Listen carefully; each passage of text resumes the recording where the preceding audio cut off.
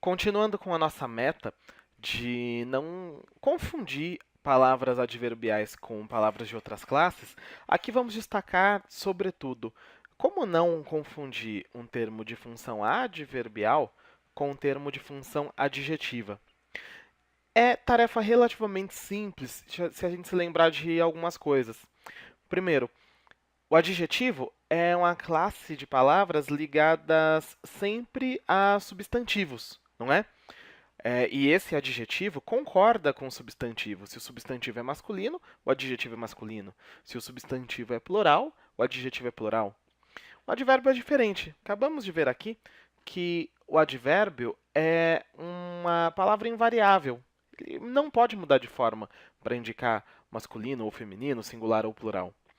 Fora isso, na relação com outras palavras, o advérbio se liga a verbo, a adjetivo e a advérbio. Portanto, não a substantivo. Analisando forma e relação, não há como confundir uma palavra de função adverbial com uma palavra de função adjetiva. Vejamos aqui esse exemplo. Primeiro, se diz que parte da população depende muito da televisão.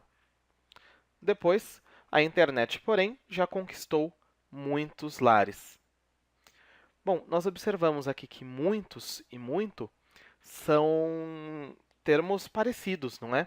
Mas o que vai distinguir qual atua como advérbio e qual atua com função adjetiva são outros fatores que não necessariamente a semântica. Por exemplo, em parte da população depende muito, muito aqui modifica um verbo, indicando a intensidade em que se depende.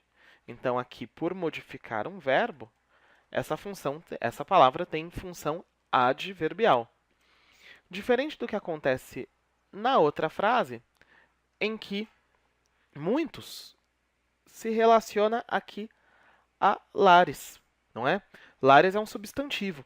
Então, essa palavra que modifica um substantivo, que qualifica um substantivo, mais bem dizendo, tem função adjetiva.